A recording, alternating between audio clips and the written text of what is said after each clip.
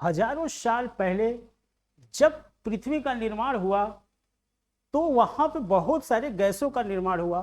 तो वही हम लोग आज जानेंगे कि कौन कौन सी गैसों का निर्माण हुआ और उन सभी गैसों की उत्पत्ति के बाद देखेंगे कि वो कहाँ से होती हैं। मैं शेखर यादव आपका मेंटोर लेकर आया हूँ क्लाइमेटोलॉजी का बहुत ही बेहतरीन चैप्टर जो हम लोग आज पढ़ेंगे। फर्स्ट ऑफ ऑल देखेंगे हम लोग भाई वायुमंडल, जलमंडल और स्थल मंडल के बारे में देखेंगे। वायुमंडल, जलमंडल और स्थल मंडल क्या होता है। फर्स्ट ऑफ ऑल यहां पे देखिए भाई इस चीज को, ये अपना क्या है, ये लैंड है और इधर ये ओशन है और इसके ऊपर का जो भाग है ये एयर का पार्ट है, हवा का। तो भाई जो लैंड के एरिया में आता है ये इसे बोलते हैं लिथोस्फीयर और जो ओशन के भाग में आता है ये होता है हाइड्रोस्फीयर और जो ये एयर के भाग में आता है ये होता है अपना एटमॉस्फेयर, वायुमंडल। इसी के बारे में हम लोग आगे की तरफ पढ़ेंगे। पृथ्वी के प्रमुख 4 मंडल होते हैं, वायुमंडल, एटमॉस्फेयर। इसे समझने के लिए मैं एक डायग्राम आपको दिखाऊंगा जो कि काफी महत्वपूर्ण डायग्राम है।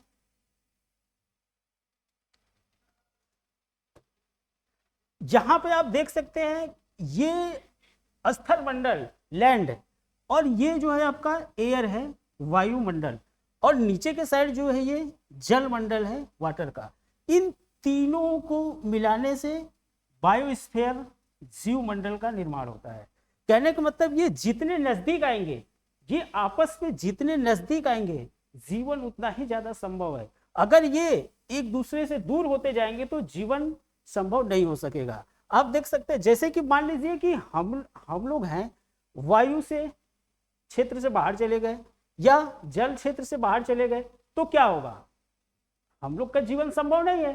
तो कहने का मतलब ये, इस पे बहुत बारी क्वेश्चन बन चुका है यूपीएससी में। वायुमंडल की गैसें पृथ्वी के तापीय संतुलन और जल स्थल की भौतिक प्रक्रियाओं के अंतर संबंध से पृथ्वी का लाइफ सपोर्ट काम करता है। अब इसके आगे हम लोग देखते हैं, एक और बेहतरीन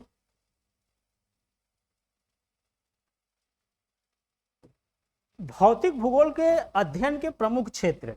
भू आकृतिक विज्ञान, भौतिक भूगोल जो होता है, सबसे पहले तो ये जानते हैं कि भौतिक भूगोल होता क्या है। फिजिकल ज्योग्राफी किसे कहते हैं, फिजिकल ज्योग्राफी किसे कहते हैं, सबसे पहले हम लोग इस चीज को देखते हैं। तो भाई भौतिक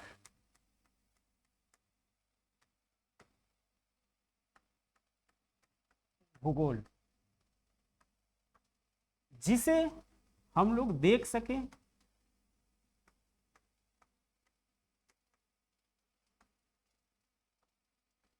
छू सके,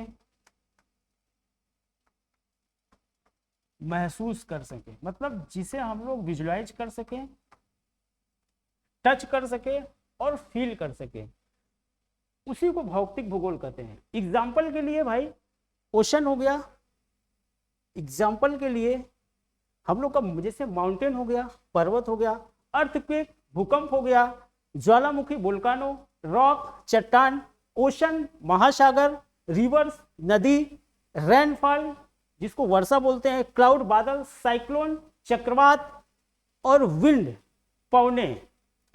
ये सभी जो है भाई भौतिक, इन सभी का अध्ययन भौतिक भूगोल के अंतर्गत किया जाता है।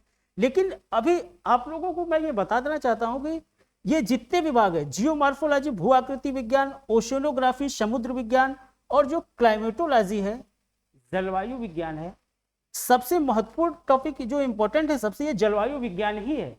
इसलिए ये इंपॉर्टेंट है जलवायु विज्ञान। जलवायु विज्ञान इसलिए इंपॉर्टेंट है क्योंकि अपने पेपर में सबसे ज्यादा पार्ट यहीं से आता है, जलवायु विज्ञान से ही आता है। इसीलिए आज हम लोग, और सबसे इन तीनों में सबसे बड़ा पार्ट भी जलवायु विज्ञान का ही है। तो आज हम लोग सबसे पहले जलवायु विज्ञान के ही बारे में पढ़ेंगे, क्लाइमेटोलॉजी के बारे में ही पढ़ेंगे। सबसे पहले वायुमंडल का निर्माण का स्वरूप। वायुमंडल पहले देखते हैं हम लोग एटमॉस्फेयर किसे कहते हैं। पृथ्वी के चारों ओर, पृथ्वी के हमारे चारों ओर जो गैसों का आवरण है उसे ही हम लोग क्या बोलते हैं भाई, क्लाइमेटोलॉजी, जलवायु बोलते हैं। तो भाई इस पृथ्वी जो हमारा ये है दिख रहा है, ये पृथ्वी है, ये इसके चारों तरफ जो ये आवरण दिख रहा है हमें गैसों का, इसी गैसों के आवरण को हम लोग बोलते हैं भाई जलवायु। पृथ्वी के, जब पृथ्वी का निर्माण हो रहा था हमारे, तो उस समय क्या हुआ था, बहुत सालों पहले, बहुत सालों हजारों साल पहले जब पृथ्वी का निर्माण हो रहा था तो बहुत सारे ज्वालामुखियों का उद्गार हुआ। उन ज्वालामुखियों में, उन ज्वालामुखियों से बहुत सारे गैसें बाहर निकली, जो और जो भारी वस्तुएं थी वो पृथ्वी के अंदर ही दबी रह गई, और जो हल्की गैसें थी वो पृथ्वी के बाहर की तरफ निकली। वही गैसें जो हमारी निकली, आज हमारे पृथ्वी पर nitrogen, oxygen, helium, neon, argon, krypton, ये बहुत सारे गैसें हैं जो कि हमारे पृथ्वी के ऊपर हैं। ये इसका निर्माण कब हुआ था, अभी मैं आपको बताया था कि ये अभी थोड़ी देर के बाद पता चलेगा कि इनका निर्माण कैसे हुआ था। तो भाई मेरे, इन सब का निर्माण बहुत साल पहले जब ज्वालामुखी का उद्गार हुआ उसी समय हुआ था। हजारों साल पहले बहुत सारे ज्वालामुखियों का उद्गार एक साथ हुआ, उसी के साथ ही ये गैसों का भी निर्माण हुआ था। और जो भारी वस्तुएं थी वो अंदर की तरफ पृथ्वी पर दब गई, नीचे की तरफ। तो आप उदाहरण से समझ भी सकते हैं, जैसे कि भारी वस्तुओं में कोयला हो गया, बहुत सारे मेटल्स हो गए, आयरन ओर हो गए, ये सभी हमें कहाँ मिलते हैं, पृथ्वी के अंदर मिलते हैं। क्यों ऐसा, इसलिए क्योंकि ये भारी वस्तुएं हैं पृथ्वी के अंदर दब गई, और जो हल्की वस्तुएं थी, गैसें थी, वो सभी हमें वायुमंडल में मिलती हैं। अब आगे चलते हैं।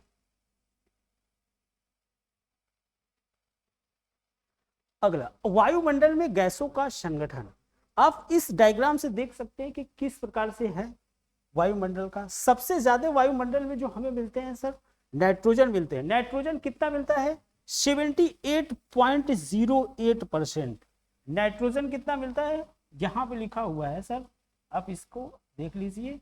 नाइट्रोजन, नाइट्रोजन वायुमंडल में सबसे ज्यादा कौन सी गैस मिलती है, नाइट्रोजन। कितना है, 78.08%। इसके बाद ऑक्सीजन आता है। ऑक्सीजन कितना है भाई, 20.95%। इसके बाद इसके बाद बाकी और भी सारी गैसें हैं जो बहुत ही कम मात्रा में पाई जाती हैं। ऑर्गन 0.93%।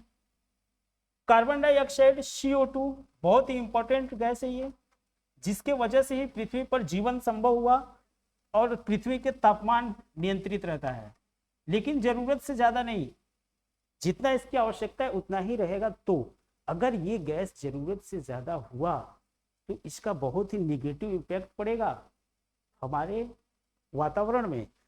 और इसके बाद अगला आता है नियॉन का नंबर। नियॉन कितना पाया जाता है भाई, 0.02%। अब यहां पे देखिए क्या, कहां पे फंसते हैं लोग। अगर इसी को बोल देगा, जितनी भी ये गैसें वायुमंडल में पाई जाती है, आपसे कह देगा कि भाई इसे असेंडिंग ऑर्डर और डिसेंडिंग ऑर्डर में लगाओ, तो भाई असेंडिंग ऑर्डर और डिसेंडिंग ऑर्डर में लगाने का मतलब क्या हुआ भाई, बढ़ते क्रम में।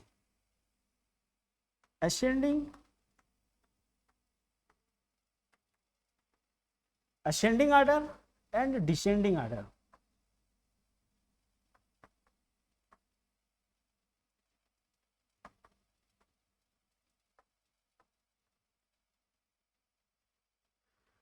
असेंडिंग ऑर्डर का मतलब बढ़ते क्रम में। तो गैसों का सबसे पहले क्या आएगा, नियॉन आएगा, छोटे से बड़े की तरफ जाएंगे बढ़ते क्रम में। डिसेंडिंग ऑर्डर का मतलब घटते क्रम में। तो डिसेंडिंग ऑर्डर का में सबसे पहले क्या आएगा मेरे भाई, नाइट्रोजन आएगा, फिर ऑक्सीजन आएगा, फिर आर्गन आएगा, फिर कार्बन डाइऑक्साइड आएगा, फिर नियॉन आएगा। लेकिन डिसेंडिंग ऑर्डर में घटते क्रम में जब आएंगे तो सबसे पहले भारी गैसें नीचे और हल्की गैसें ऊपर की ओर अधिक पाई जाती हैं। लेकिन देखिए कुछ गैसें ऐसी भी हैं जो वायुमंडल में काफी ऊंचाई पे पाई जाती है, जैसे हाइड्रोजन और हीलियम भी गैसें इसमें आती हैं जो ऊंचाई पे काफी ज्यादा पाई जाती हैं। अब यहाँ पे हम देखते हैं कुछ 99% जो हमारे वायुमंडल में पाई जाती हैं गैसें, 99% गैसें मात्र ये 32 किलोमीटर तक ही पाई जाती हैं। और इसके अलावा जो ऑक्सीजन गैस है, ये हमारा मान लीजिए कि ये लैंड है, ये पृथ्वी है, ये लैंड है, ये ऑक्सीजन गैस है, और ये कार्बन डाइऑक्साइड और जलवाष्प है। मान लीजिए ये CO2 कार्बन डाइऑक्साइड और ये जलवाष्प वाटर वेपर, जलवाष्प, ये 120 किलोमीटर तक पाए जाते हैं पृथ्वी से। और जो कार्बन डाइऑक्साइड और जो जलवाष्प है ये सर ये 90 किलोमीटर तक ही पाए जाते हैं, 90 किलोमीटर तक ही पाए जाते हैं। तो एक बहुत ही इंपॉर्टेंट, ये एनसीईआरटी का लाइन है, एक बहुत ही इंपॉर्टेंट क्वेश्चन आया था अभी पिछले ही साल आया हुआ था, जिसमें पूछा था, मान लीजिए अभी आपको बताना है ऑप्शन ए में हमने दिया ये लैंड हो गया, जहां पे हमने ऑक्सीजन है और ये CO2 कार्बन डाइऑक्साइड है। और ऑप्शन बी में हमने दे दिया, ऑप्शन बी में हमने दे दिया यहां पे CO2 दे दिया और यहां पे मान लीजिए ये ऑक्सीजन दे दिया। तो भाई इसमें से कौन सा सही होगा दोनों में? ऑक्सीजन कार्बन डाइऑक्साइड से ज्यादा ऊंचाई पे पाया जाता है, इसलिए भाई ये वाला ऑप्शन सही होगा। ऐसा ही क्वेश्चन आया था, बहुत सारे लोग गलती करके आए थे, इसलिए भाई ये इंपॉर्टेंट है, इसे अच्छे से ध्यान से देख लें। वायुमंडलीय जल एयर डेंसिटी, अब ये एयर डेंसिटी क्या है, मतलब हवा का घनत्व तो कितना रहेगा, एयर डेंसिटी। जैसे जैसे आप पृथ्वी से ऊपर जाएंगे हवाओं का जो डेंसिटी है वो धीरे धीरे धीरे क्या होगा, कम, मतलब ऊंचाई बढ़ने के साथ वायु का घनत्व तो क्या होता है, कम होता जाता है। आप इसे ऐसे देख सकते हैं कि ये डेंसिटी किस टाइप से कम होता है। जैसे कि मान लीजिए कि ये अपना ये लैंड है, ये लैंड है, जैसे जैसे आप ऊपर ऊपर की तरफ जाएंगे गैसों का जो घनत्व होगा वो कम होता जाएगा। आप यहाँ पे देखिए दिया है, नीचे जो गैसें हैं काफी ज्यादा हैं, और जैसे जैसे आप ऊपर जा रहे हैं इनका डेंसिटी क्या है, घटता घटता जा रहा है। इसका कारण क्या होता है? इसका प्रमुख कारण जो होता है सर वो ग्रेविटी होता है। ग्रेविटी के कारण जो गैसें होती है वो अपने पृथ्वी की तरफ, नीचे की तरफ ज्यादा होती हैं, और जैसे जैसे आप ऊपर की तरफ जाएंगे ग्रेविटी कम होती है तो गैसों का जो डेंसिटी होता है वो भी घटता जाता है। इसी वजह से एक क्वेश्चन बार बार आता है कि जैसे जैसे आप पहाड़ों के ऊपर चढ़ते हैं तो क्या होता है। जैसे मान लीजिए कि ये अपना माउंटेन है, ये क्या है, ये माउंटेन है, पर्वत है। जैसे जैसे आप पहाड़ों के ऊपर की तरफ जाएंगे एयर डेंसिटी क्या होता जाता है, कम होता जाता है। इसी वजह से आप देखते होंगे कि हाइट पे ज्यादा जाने पे एयर प्रेशर कम होने की वजह से बहुत सारे लोगों को कभी कभी ऑक्सीजन इनटेक करने में प्रॉब्लम जाता है, और कभी कभी उनकी नाकों से ब्लड भी आने लगता है। उसका कारण क्या है? उसका कारण यही है, जैसे जैसे आप ऊपर की तरफ जाएंगे एयर प्रेशर कम होगा और ये प्रॉब्लम स्टार्ट हो जाएगी।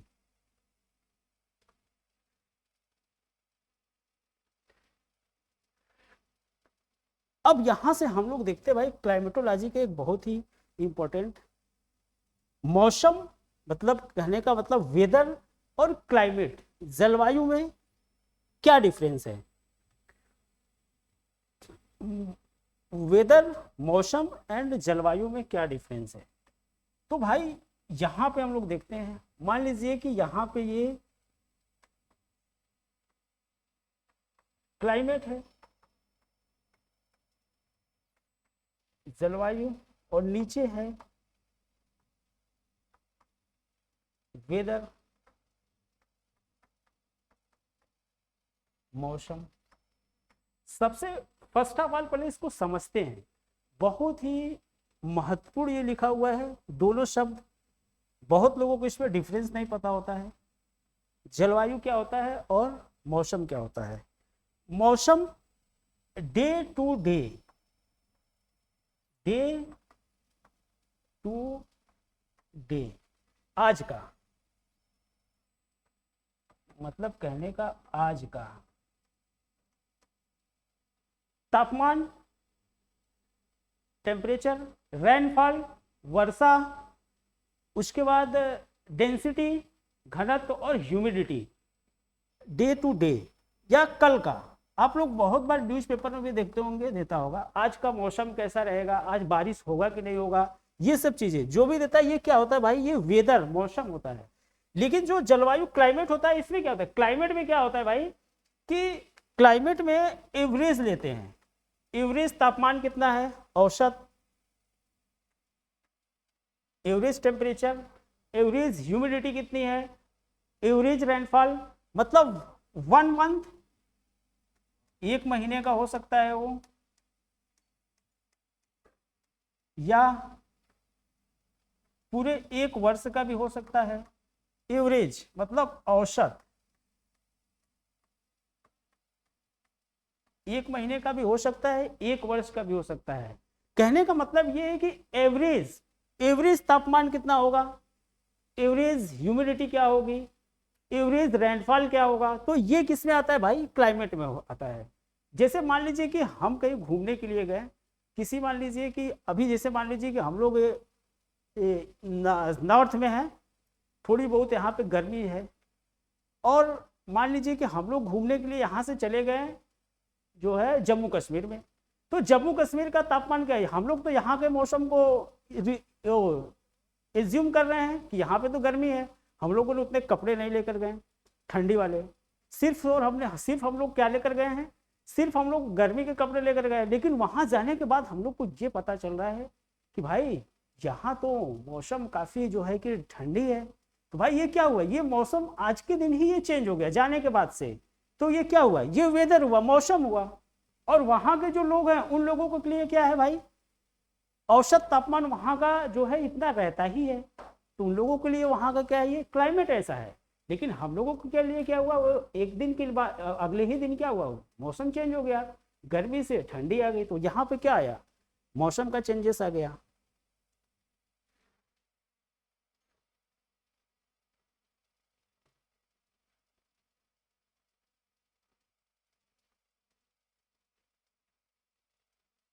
अब देखते हैं यहाँ पे रेडिएशन, तापीय विकिरण। अभी हम लोग इसमें देखेंगे कि कैसे जो है कि रेडिएशन, कार्बन डाइऑक्साइड किस प्रकार से हम लोग का भूमिका निभाएगा यहाँ पे रेडिएशन में। कहने का मतलब यहाँ पे ग्रीन हाउस इफेक्ट क्या होता है, ग्रीन हाउस इफेक्ट यहां से हम लोग देखते हैं ग्रीन हाउस इफेक्ट क्या है।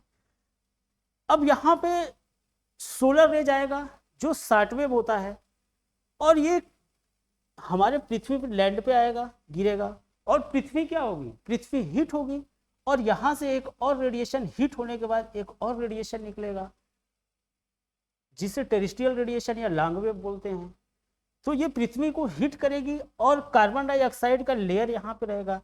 इससे हम लोग एक नए पेज में समझते हैं और अच्छे से। जैसे कि ये हमारा क्या है सर, ये हमारा ये लैंड है, और यहां पे मान लीजिए कि ये हमारा सन है।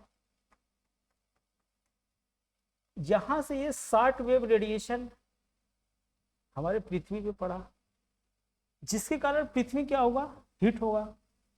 हीट होने के बाद यहां से फिर से एक रेडिएशन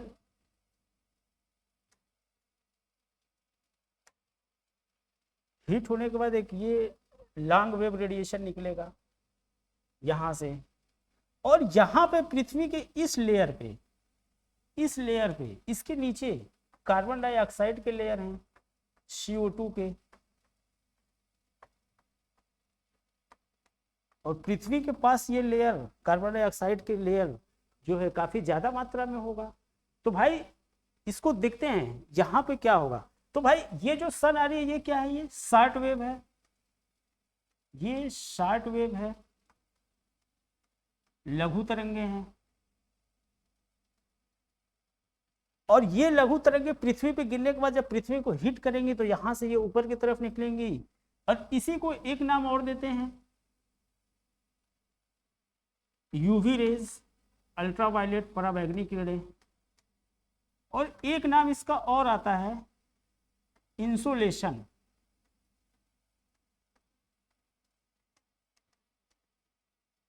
और यहां से जो ये रेडिएशन निकलेगा ये होता है भाई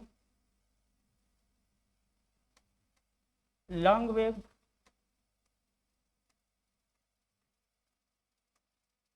दीर्घ तरंगे।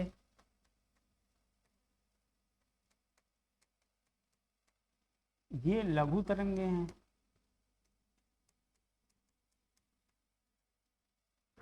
इस लॉन्ग वेव का एक और नाम है जिसको बोलते हैं भाई टेरेस्ट्रियल,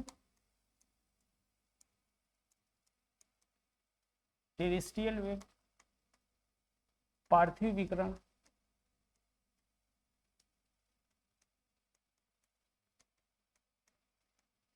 अब इस बात को ध्यान दीजिए, जो ये रेज यहां पे आ रही है सन का, ये अपने जो लैंड है पृथ्वी इसको हिट कर रही है। और इस पृथ्वी के कांटेक्ट में एयर है। तो भाई एयर भी क्या हो रहा है, हीट हो रहा है। एयर जब हीट होगा तो कार्बन डाइऑक्साइड की मात्रा क्या है, यहाँ पे बढ़ा हुआ है।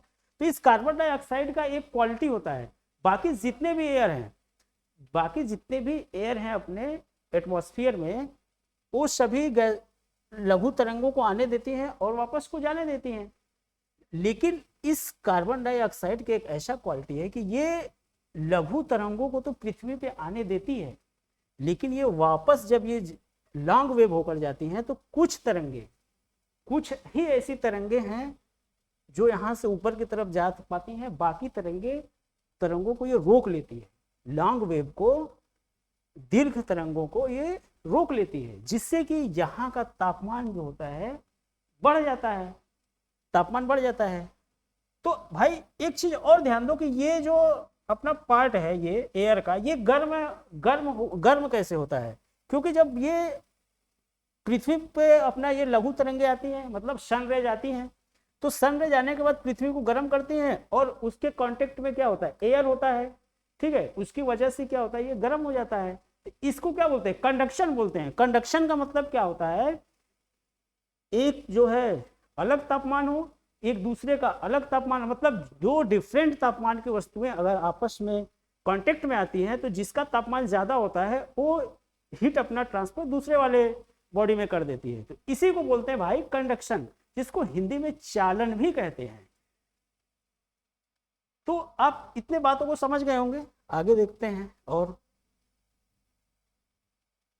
अब भाई इसका प्रभाव देखिए, जो ये ग्रीन हाउस इफेक्ट था, इसका प्रभाव देखिए क्या होता है। ग्रीन हाउस प्रभाव, कार्बन डाइऑक्साइड में वृद्धि हो रहा है, ठीक है, जिसके वजह से क्या हो रहा है भाई, तापमान में वृद्धि हो रहा है। तापमान में वृद्धि होगा इसका मतलब है कि ग्लोबल वार्मिंग होगा। ये कंडीशन क्या होता है, इसको भी ध्यान से समझिए।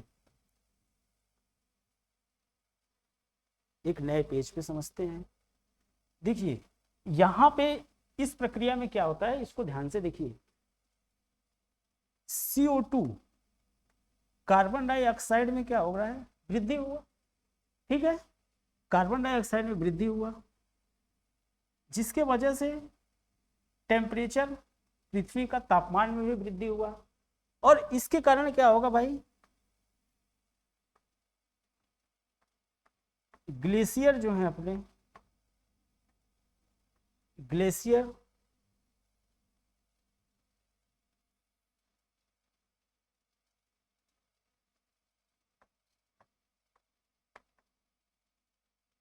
ग्लेशियर क्या होगा, पिघलेगा, जिससे समुद्र के किनारे सी लेवल क्या होगा, इंक्रीज होगा।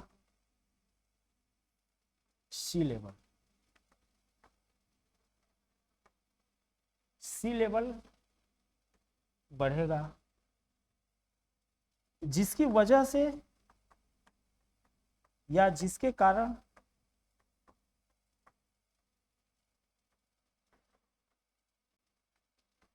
समुद्र के किनारे प्रभावित होंगे, समुद्र के किनारे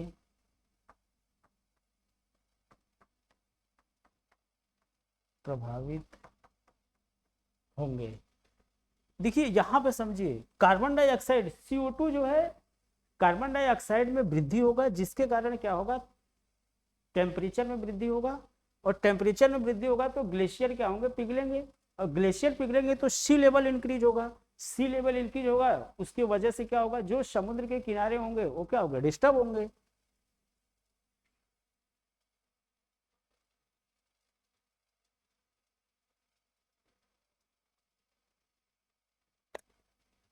इसी के साथ ये लेक्चर खत्म होता है। आप सभी का धन्यवाद, नमस्कार।